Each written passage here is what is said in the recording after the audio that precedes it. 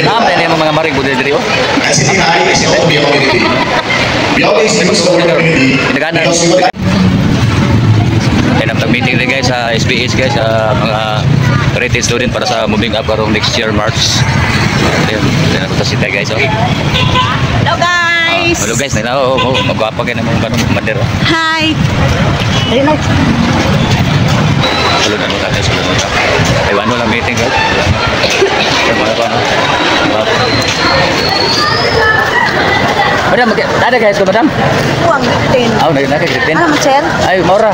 Sige lang, online lang eskwela, nagkagraduate ha? Oo. Oh, nagkakagripin guys. Nagkakagripin na meeting guys.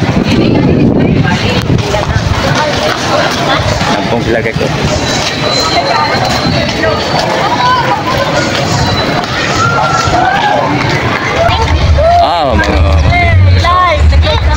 Papa. Plus like nasi yung pabalik something. Basta ba yung mag-video mo, no? Sigasa. Bawal mo mag-video. May try. Mana guys, oh. Grabe ito may atong kan ba? Itong 7. Wala. Yutang akong pabalon. Ay, utang ilang pabalon. Oh, yutang pabalon. So, good na guys. Naam na yung mga maring budel diri, oh. at City High is also Biao community. We always use the word community because we would like always to emphasize that community should always embody what a community is. Palibot ako, palibot ang gayo. When you say child development, si teacher lang ba ang kailangan para mabuo yung kailangan ng learning process ng bata?